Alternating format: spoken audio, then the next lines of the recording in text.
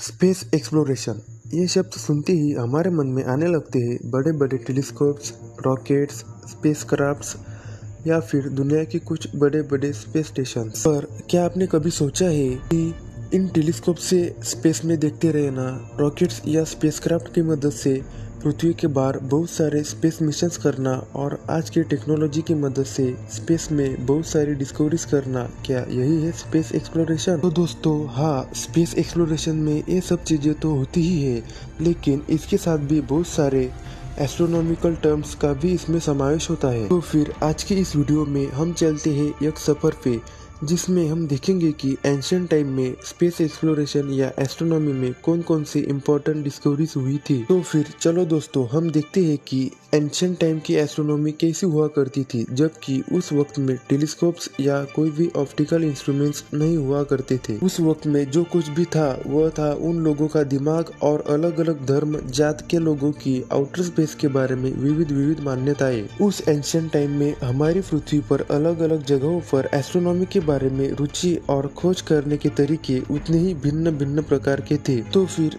चलिए देखते हैं उस टाइम की एस्ट्रोनॉमी। Babylonian astronomy. आपने हेलिस कॉमेट के बारे में तो सुना ही होगा, लेकिन इस कॉमेट पर पहली बार डॉक्यूमेंटिंग करने में इन बेबीलोनियंस का ही योगदान था, ऐसा कहा जाता है इस बेबीलोनियन एस्ट्रोनॉमी के अनुसार। लेकिन ऑफिशियली हेलिस कॉमेट या कॉमेट हेली को डिस्कवर करने का किताब एडमंड हेली के पास है। और आपकी इंफॉर्मेशन के लिए हेलिस कॉमेट अगली बार 28 जुलाई 2061 को पृथ्वी के पास से गुजरेगा, ऐसा अनुमान लगाया गया है। Greek astronomy. एंशिएंट समय से ही ग्रीक लोगों को एस्ट्रोनॉमी से बहुत ज्यादा लगाव है और उन्हें फादर्स ऑफ एंशिएंट एस्ट्रोनॉमी इस नाम से भी जाना जाता है। उस वक्त में एरिस्टोस्थेनिस इस साइंटिस्ट ने ग्रीक एस्ट्रोनॉमी में बहुत ही कमाल की खोजी की थी। उन्होंने इस टाइम में पृथ्वी का सरकमफेरेंस कैलकुलेट किया था, वो भी उस वक्त में जबकि टेक्नोलॉजी नाम की चीज ना के बराबर थी। एरिस्टोस्थेनिस के साथ एंशिएंट ग्रीक एस्ट्रोनॉमी में पाइथागोरस ने भी अपना बड़ा योगदान दिया है। जैसे उन्होंने ये बताया था कि पृथ्वी असल में गोल है। Indian astronomy. अब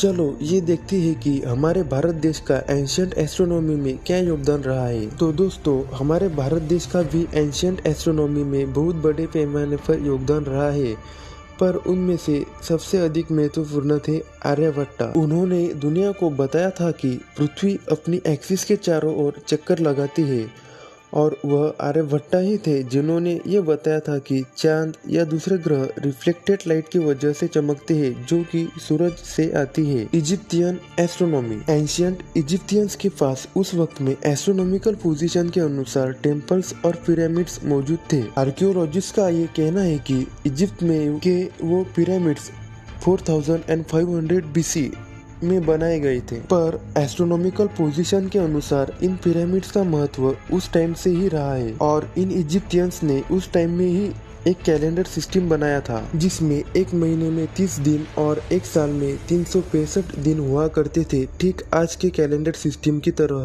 पर उसमें अंतर सिर्फ इतना था कि उनके कैलेंडर सिस्टम में एक हफ्ते में 10 दिन और एक महीने में 3 हफ्ते हुआ करते थे। और आपकी इंफॉर्मेशन के लिए हमारा आज का कैलेंडर सिस्टम हमारी पृथ्वी और चांद के रिवोल्यूशन और रोटेशन पीरियड को ध्यान में रखकर बनाया गया है। जैसे चांद को जितना टाइम पीरियड पृथ्वी का एक चक्कर पूर्ण करने में लगता है, वह टाइम पीरियड मतलब एक महीना, और जो टाइम पीरियड पृथ्वी को सूरज के चारों ओर एक चक्कर पूर्ण करने में लगता है वो होता है एक साल। और हम जो कैलेंडर सिस्टम यूज करते हैं वो शुरू हुआ था 0 वर्ष से, मतलब आज इसको 2020 वर्ष पूर्ण हो गए हैं। लेकिन एंशिएंट इजिप्टियंस ने जो कैलेंडर सिस्टम बनाया था वो हमारे कैलेंडर सिस्टम से अप्रोक्सीमेटली 4500 वर्ष पहले बनाया था, फिर भी इसमें बहुत ज्यादा समानता पाई जाती है। मतलब ये कैसे क्या मुमकिन है? तो फिर इस सवाल के साथ हम आज का वीडियो यही खत्म करते हैं और फिर मिलते हैं नेक्स्ट वीडियो में ऐसे ही किसी इंटरेस्टिंग टॉपिक के साथ।